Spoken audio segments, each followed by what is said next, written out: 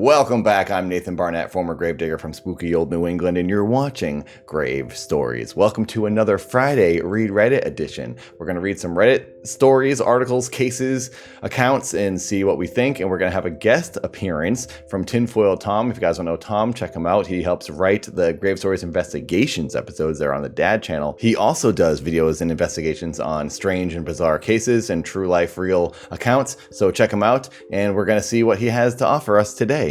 Now, let's get right to it.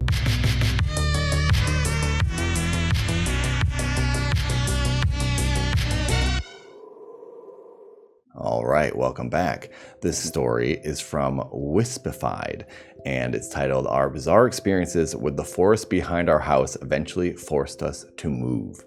I was 8 years old when we first moved into the house on the edge of the forest. My parents had their doubts about buying a house with a backyard bordered by a forest.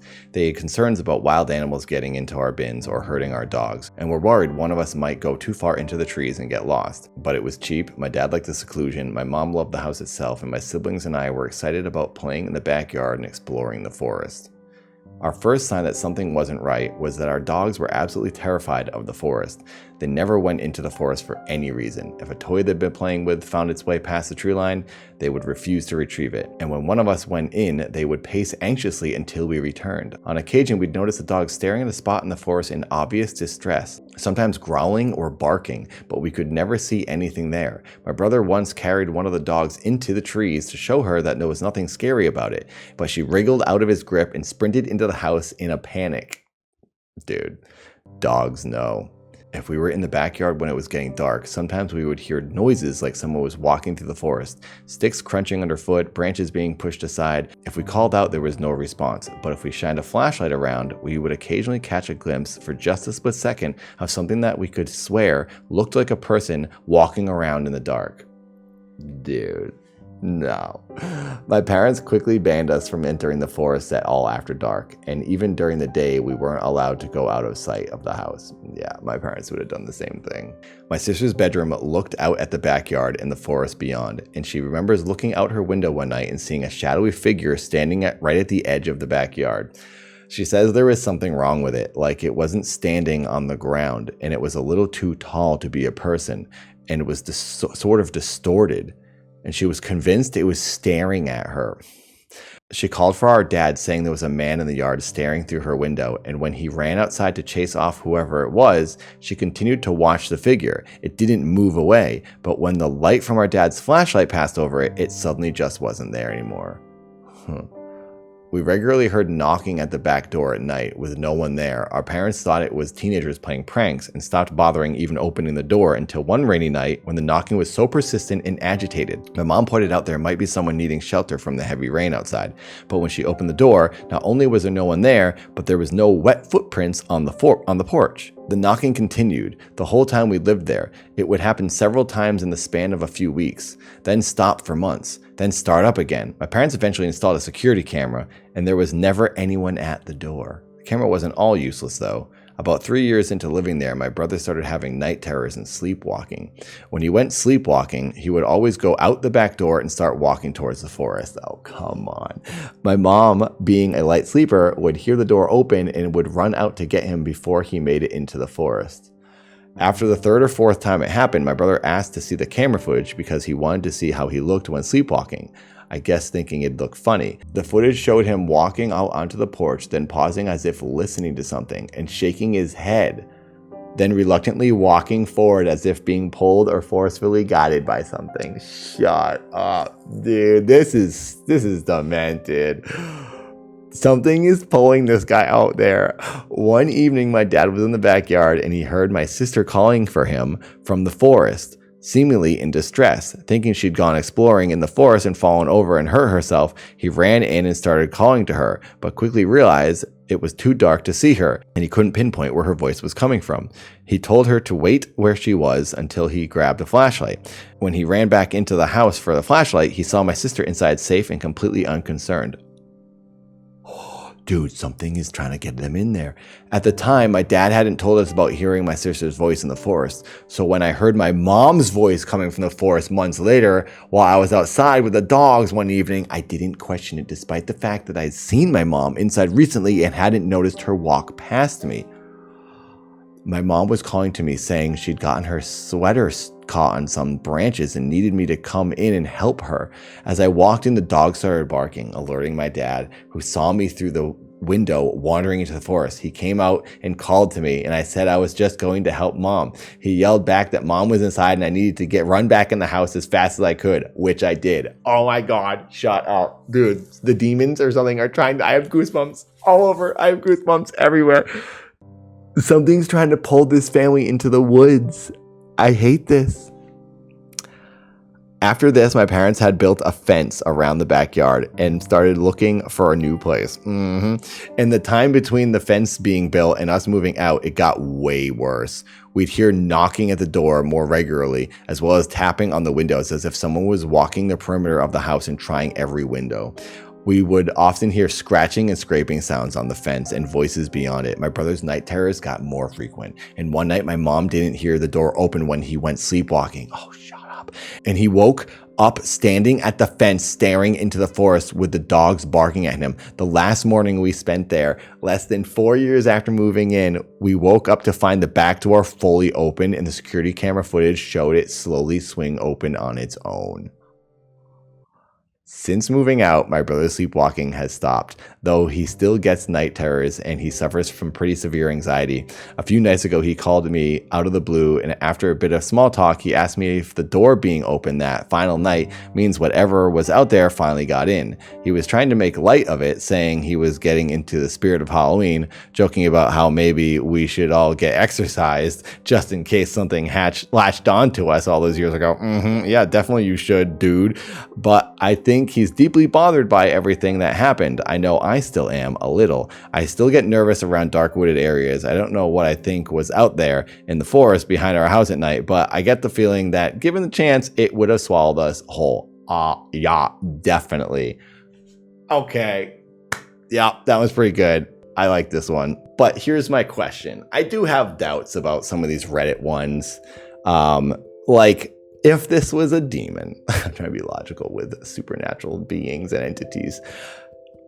If the thing was able to just have the abilities to make the mother's voice and to trick them in all these other ways and do all these things, it has all these powers and it can just open the door, why does it bother knocking and scratching and banging on the door? What is the point of that? Why isn't it, as soon as they move in, it just goes in and it possesses them?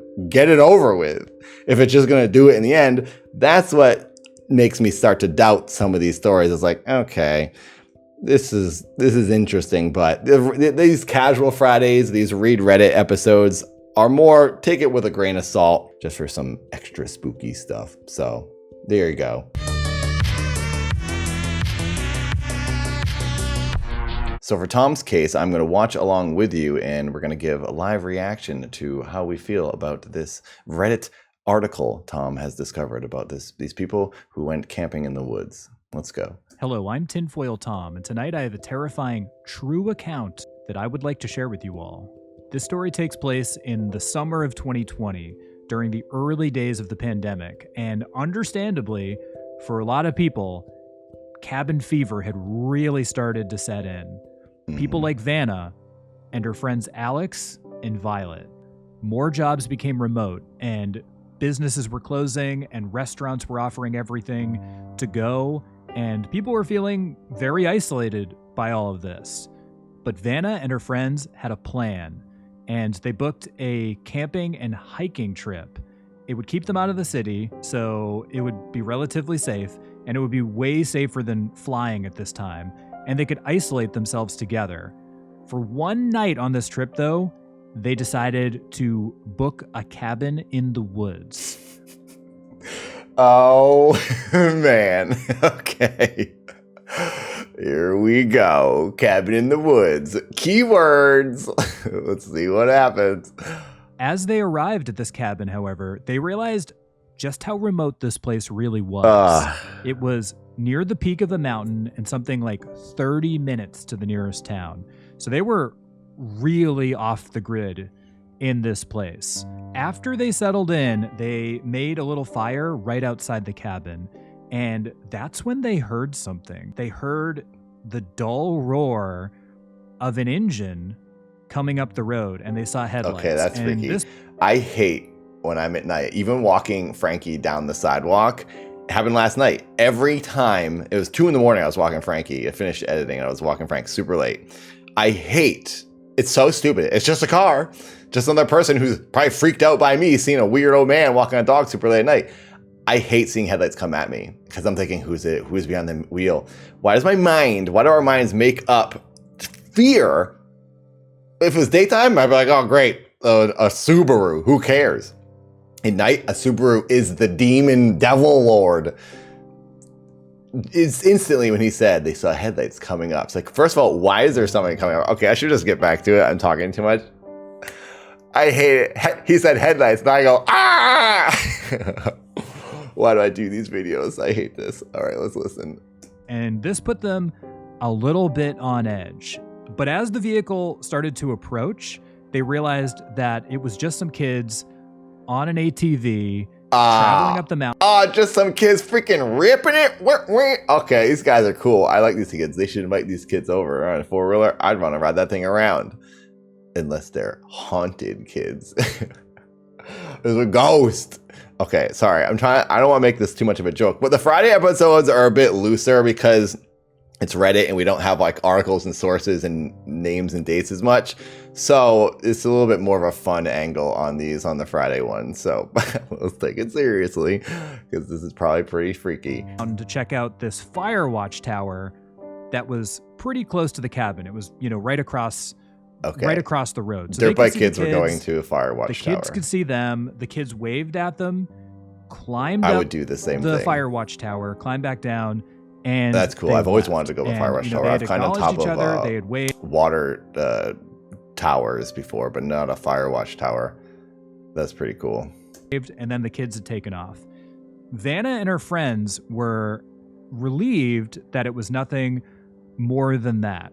But by this point, it had also started to get pretty dark outside, so they extinguished the fire, and they went back inside the cabin, and they finished unpacking, and they started to make dinner. By this point, it was pretty late at night, almost midnight, so they had been playing board games, having a good time, just hanging out.